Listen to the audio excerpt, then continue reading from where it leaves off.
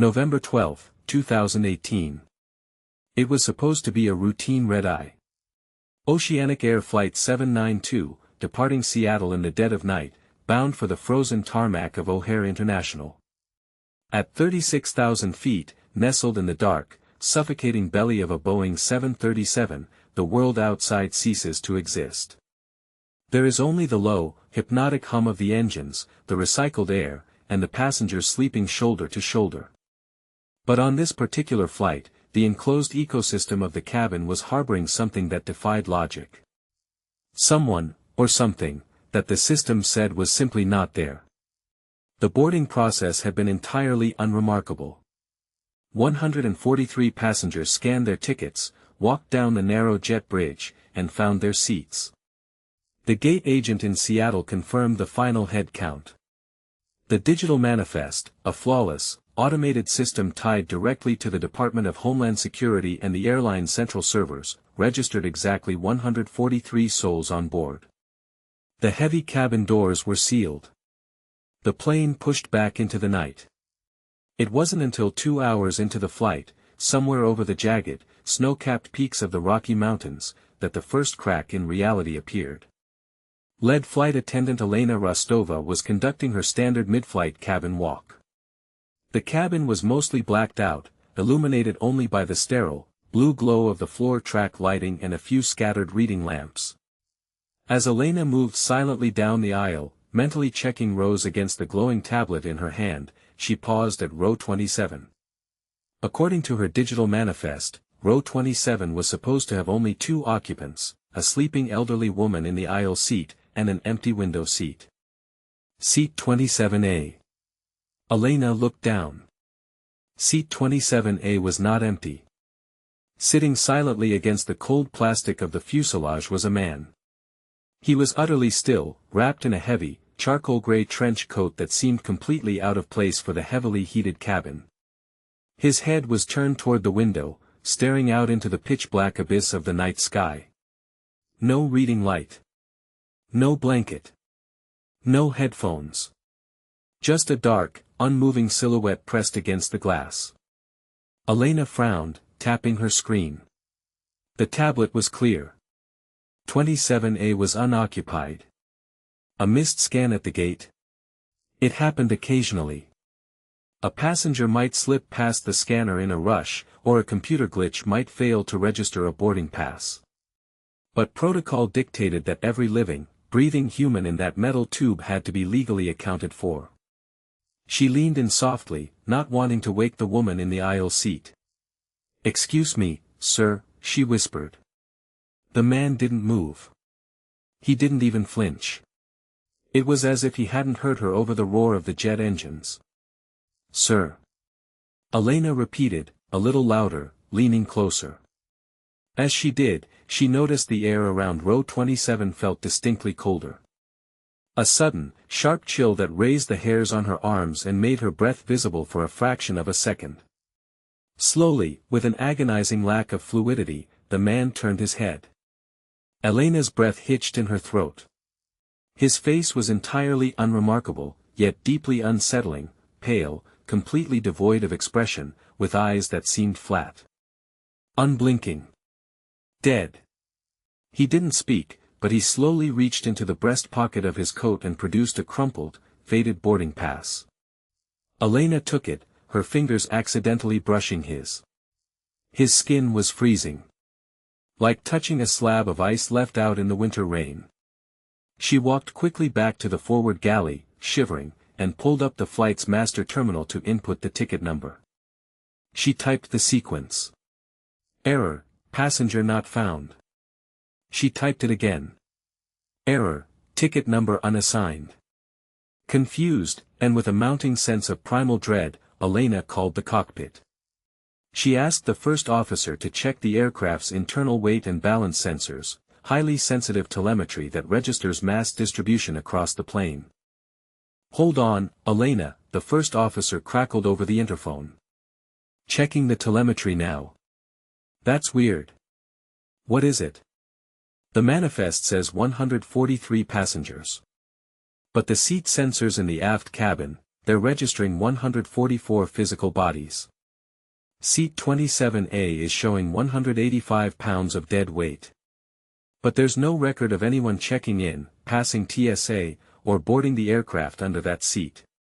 Elena's blood ran cold. She looked down at the boarding pass in her hand. The ink was beginning to blur, the letters seemingly rearranging themselves on the paper.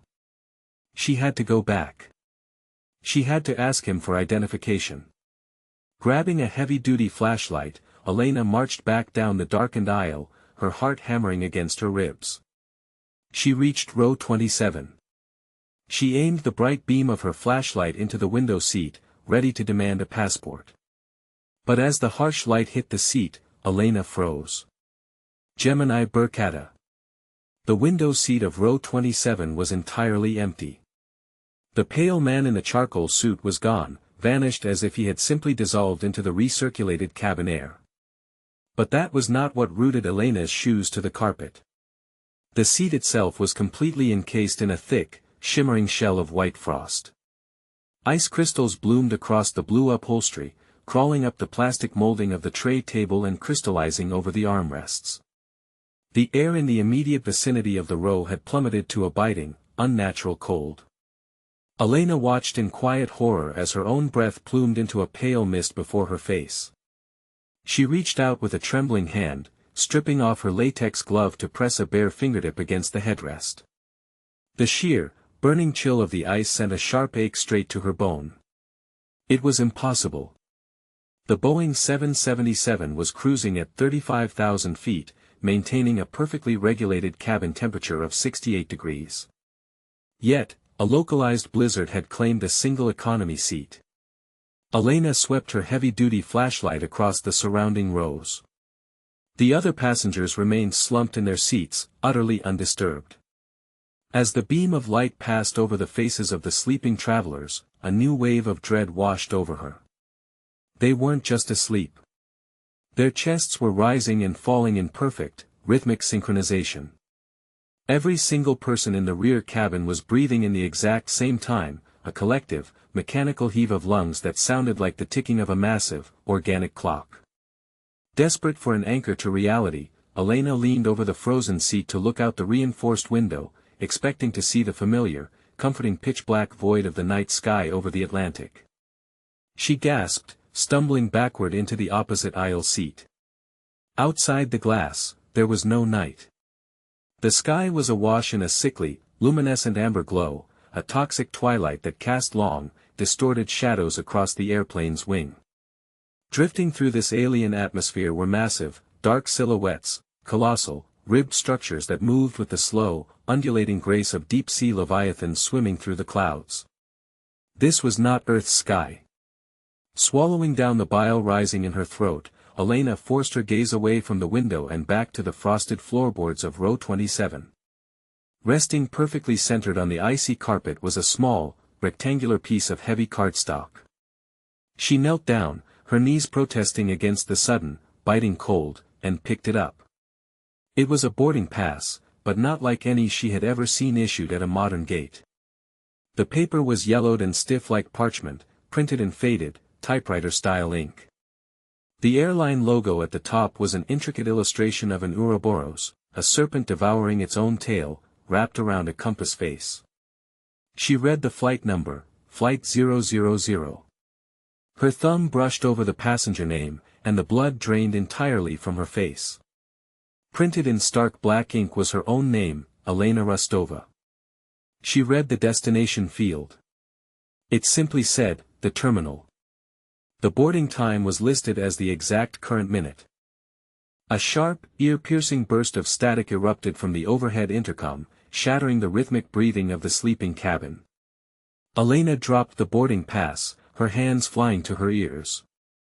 The static dissolved, slowly coalescing into a voice. It wasn't Captain Miller. It was the soft, resonant, echoing whisper of the pale man. Please ensure your seatbelts are securely fastened, Elena, the voice murmured through the speakers, sounding as though he were standing directly behind her. We are beginning our descent. Elena whipped around, shining her flashlight toward the rear galley. A trail of wet footprints led down the center aisle, originating from exactly where she stood. But the prints weren't made of water. They were composed of an inky, viscous black substance that seemed to absorb the beam of her flashlight. The trail ended at the door of the rear lavatory. The "Occupied" sign above the folding door was glowing a harsh, bleeding red. Gripping her flashlight like a weapon, Elena took a slow, agonizing step toward the lavatory. The aircraft gave a sudden, violent lurch, dropping several hundred feet in a second, but none of the passengers woke. They only continued their synchronized breathing. She reached the lavatory door and raised her knuckles to knock, but before she could make contact, the latch slowly clicked open from the inside. Gemini Burkata. The door swung outward with a faint, metallic groan that seemed deafening against the rhythmic, synchronized breathing of the sleeping cabin. Elena held her breath, her fingers tightening around the cold metal of her flashlight, though she didn't dare click it on just yet. The cramped interior of the lavatory was bathed in the harsh, flickering glare of the overhead fluorescent bulb. It was completely empty. The stainless steel sink was dry, the blue liquid in the toilet bowl perfectly still. The tiny waste receptacle was sealed shut. But the air inside was freezing, a bone-chilling, unnatural cold that instantly plumed her exhales into pale, hovering clouds of mist. She let out a shaky breath, feeling a sudden, foolish wave of relief wash over her trembling frame. A trick of the latch. A pressure differential from the sudden, terrifying altitude drop. That was all it had to be.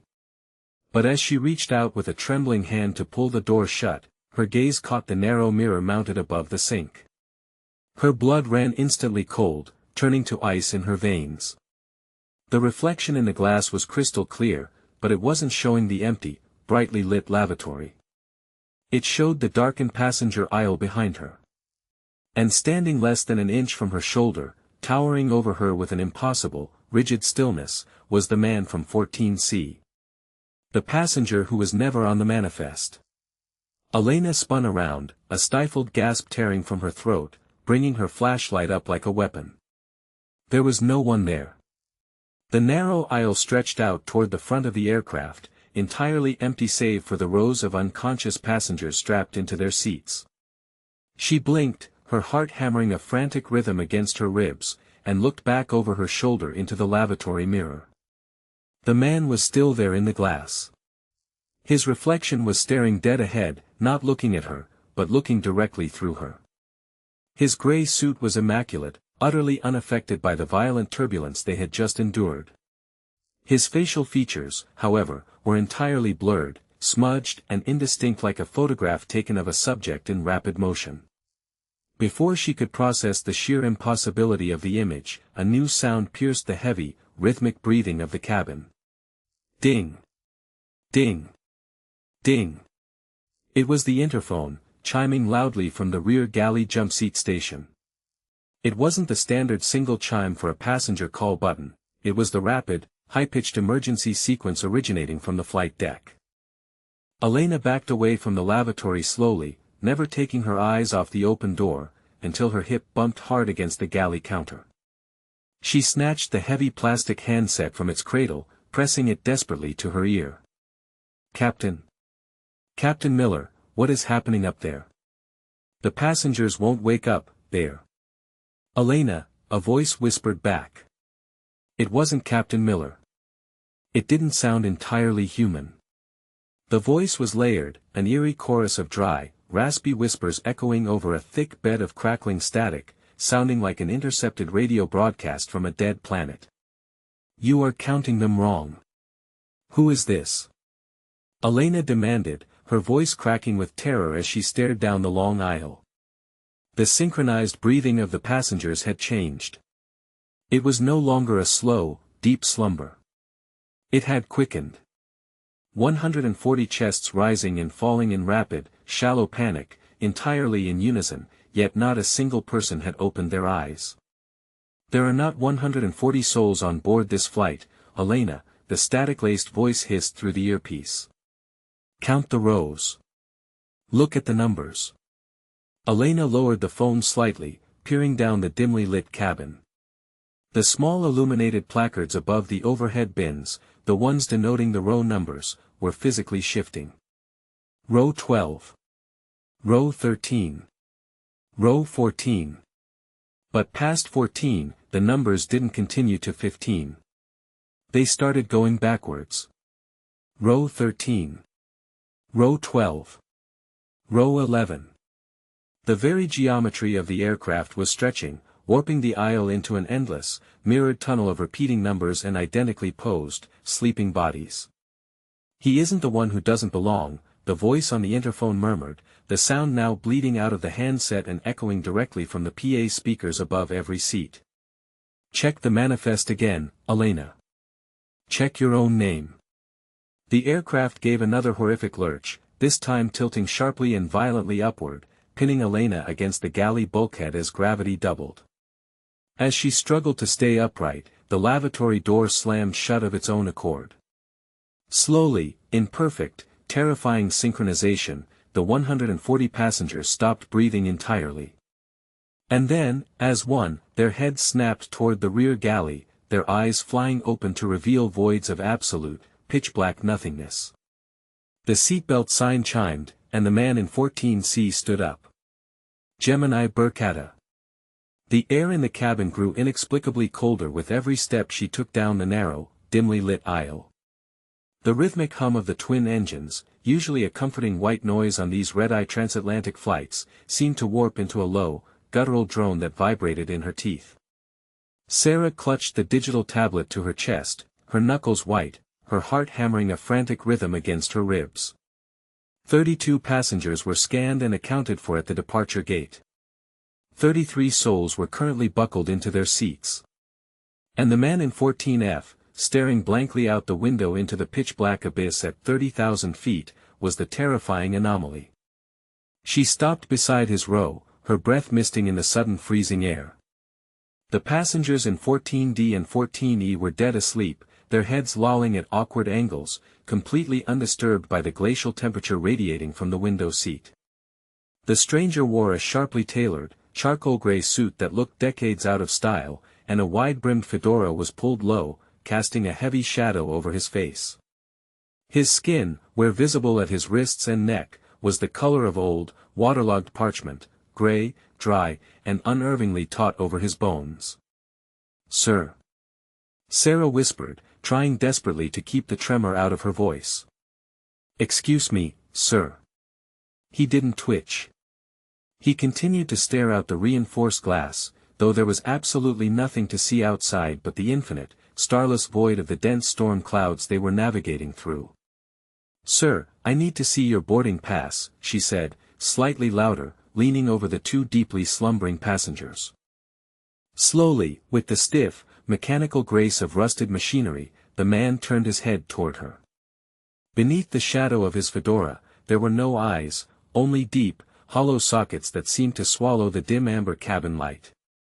Yet, Sarah felt the crushing, physical weight of his gaze pinning her to the spot, paralyzing her vocal cords. He reached into the breast pocket of his antiquated suit. His fingers, impossibly long and skeletal, withdrew a crumpled, saturated piece of cardstock. He extended it toward her. Sarah hesitated before taking the paper. It was freezing to the touch, dripping thick drops of salty water onto the carpeted floor. She held it up to the faint emergency lighting. It was a Pan Am ticket. The flight number matched a commercial airliner that had vanished without a trace over the Atlantic in 1955. Before she could scream, a violent jolt of turbulence rocked the aircraft. The overhead bins rattled aggressively, and the seatbelt chime pinged loudly through the cabin. But not a single other passenger woke up. They remained locked in their unnatural slumber, breathing in slow, synchronized rhythms like a single dormant organism. "They are dreaming of their destinations," the man whispered. His voice did not come from his lips, but echoed directly inside Sarah's mind, a raspy, echoing sound like dry leaves scraping against a tombstone. "But we are not going to our destinations, Sarah.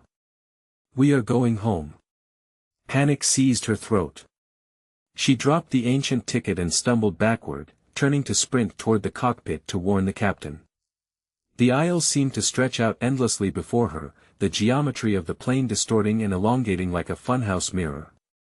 The cabin lights flickered wildly, casting long, monstrous shadows that danced across the curved ceiling. She ran, her breath ragged, but the cockpit door never seemed to get any closer. Suddenly, the engines cut out entirely. The silence that followed was deafening, absolute, and infinitely more terrifying than the drone. The aircraft pitched sharply downward, entering a steep, terminal dive. Weightlessness lifted Sarah off her feet, her desperate screams swallowed by the crushing pressure of the rapid descent. She scrambled in mid-air, looking back down the aisle. The man in 14F was standing now, unaffected by the gravity. He removed his fedora and bowed to her as the darkness rushed up to meet them, the sound of tearing metal and rushing water finally breaking the supernatural silence. Then, Sarah gasped, her eyes snapping open. She was sitting in the jump seat at the rear of the plane, warm sunlight streaming through the small window. The familiar chime of the intercom played overhead. "Flight attendants, prepare for cross-check and arrival," the captain announced cheerfully. She was drenched in cold sweat. It had just been a nightmare. She unbuckled her harness with trembling hands and walked down the aisle to collect the final pieces of trash. The passengers were waking up, stretching, and smiling as they descended over the sunlit coast. She reached row 14. Seats D and E were empty. She glanced at seat 14F. It was empty too.